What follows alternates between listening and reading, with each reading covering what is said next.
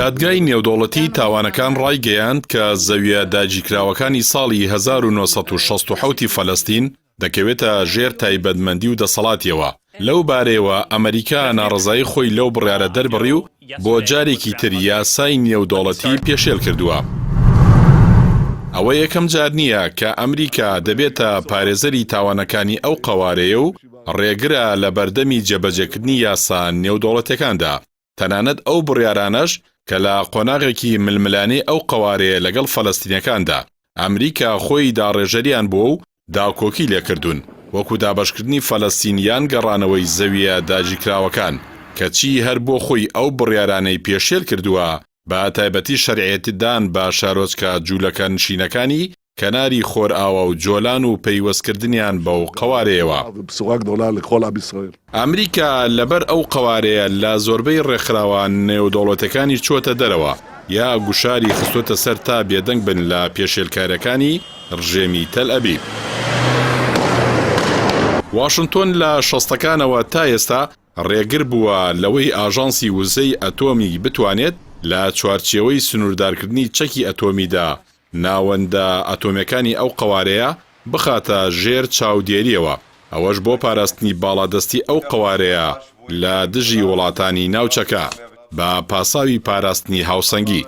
لە کاتێکدا بە هەبوونی سەدان کڵاوی ئەتۆمی ئەو قەوارەیە هاوسەنگیەکە تێک چووە و ناوچەکە دەیان ساڵە نەئارامە.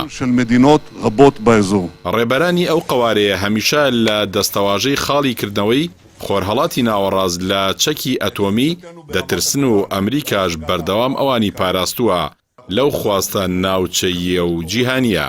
ئەمریکا بۆ بەرگری لە ئیسرائیل و پاراستنی لە زۆربەی ڕێکخراوە جیهانیەکان چۆتە دەرەوە، لەوانە ڕێکخراوی نەتەوەیەکگرتوەکان بۆ مافی مرۆڤ چونکە لەسەر تاوانەکانی ئەو قەوارەی سەرکۆنە و ئیدانە کردووە.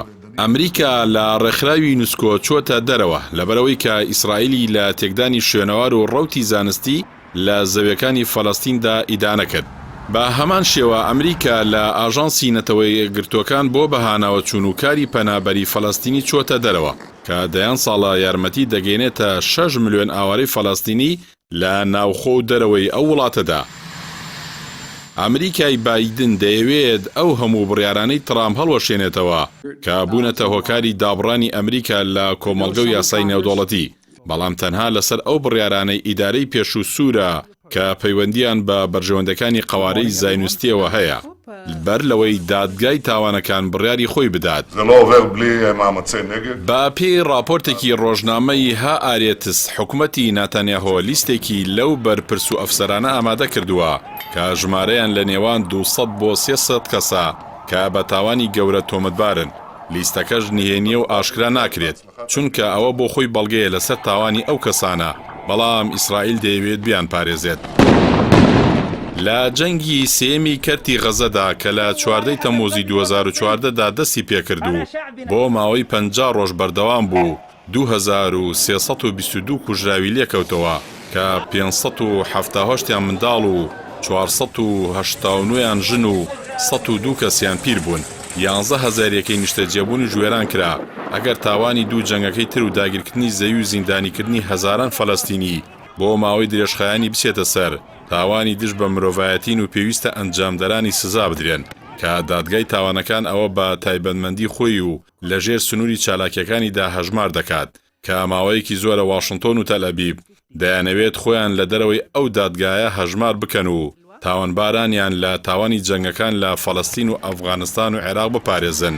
ئەوەش دەری دەخات کە لەبارەی قەوارەی زاینوستیەوە هەموو ئیدارەکانی کۆماری و دیموکراتەکان کۆک و یەک دەنگن.